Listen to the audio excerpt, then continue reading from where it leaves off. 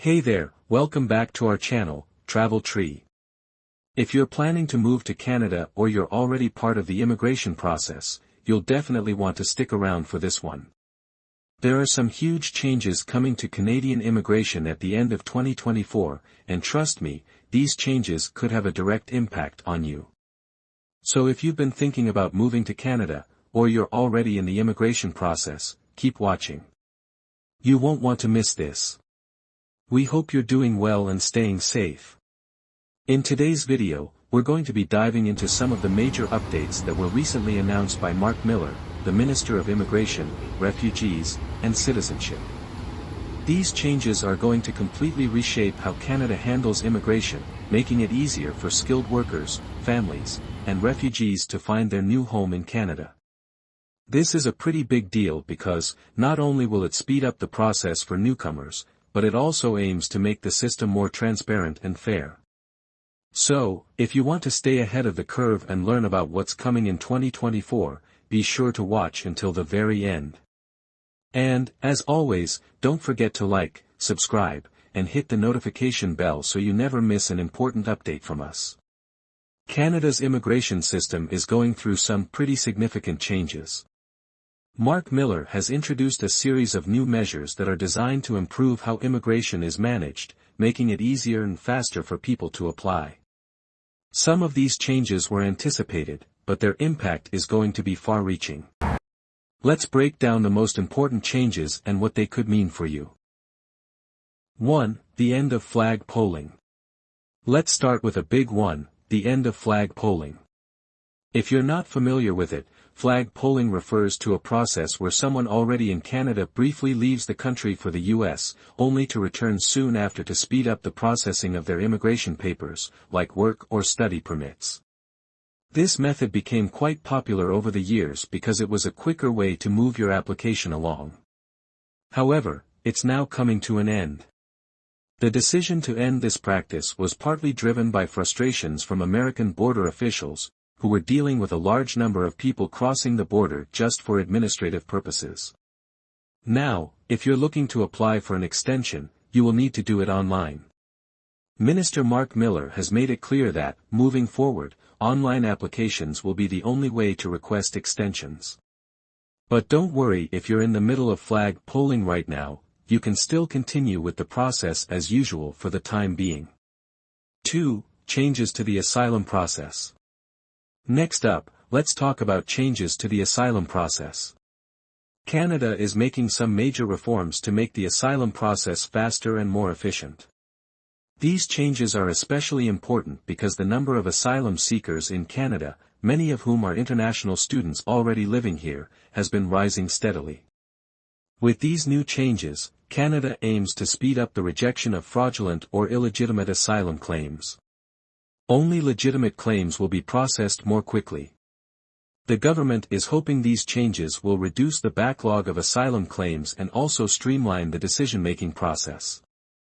These adjustments are inspired by how other countries, like the US, handle similar challenges. Overall, these reforms should lead to a more efficient system and a fairer process for all applicants. 3. More control over visa and application processes. Another significant change is giving more control to Canadian immigration authorities. New rules will allow officials to suspend, cancel, or revoke visas and applications when deemed necessary for public safety or in cases of fraud. One example of this is the issue with fake letters of acceptance from schools, which have been used by some to fraudulently apply for visas. With these new powers, Canada will be able to cancel fraudulent applications much faster. This change is great for protecting the integrity of the immigration system, but it could also raise some concerns. Genuine applicants might worry about how these changes will affect their applications. While this change aims to prevent fraud, it's important to stay informed about how these new rules will apply as they unfold. 4. Removal of LMIA points in express entry. Now, let's dive into one of the biggest changes of all, the removal of extra points for job offers backed by a labor market impact assessment, or LMIA, in the express entry system. For those who may not know, the express entry system is used by Canada to manage applications from skilled workers who are looking to immigrate. Currently, if you have a job offer that's supported by an LMIA, you get additional points in the Comprehensive Ranking System, CRS, which helps you stand out and increases your chances of receiving an invitation to apply for permanent residence. However, Canada has noticed a rise in LMIA fraud, where people buy fake LMIAs to artificially boost their chances of success. In response, Canada is now removing those extra points for new LMIA applications. The aim is to make the immigration process fairer and more transparent. But if you've already received LMIA points or are already in the middle of an application, you might not be affected. The details are still unclear, so it's important to stay updated on how this will impact you. So, what do these changes mean for you? Canada's immigration system is going to look very different in 2024. Whether you're planning to move to Canada or you're already in the process, these updates could have a significant impact on your journey. The end of flag polling, faster asylum processing, more control over visas and applications, and the removal of LMIA points are just some of the changes that will make the immigration system more efficient and fair. It's really important to stay informed and updated on these changes so that you can adapt and make the best decisions for your future. We hope this video helped you understand these upcoming changes. What do you think about these reforms? Do you think they'll make the process easier or harder? Let us know your thoughts in the comments below. As always, thank you so much for watching. We hope the information we've shared today will help you with your immigration journey. Don't forget to like, subscribe, and hit the notification bell to stay updated on future videos. We'll see you in the next one. Until then, take care.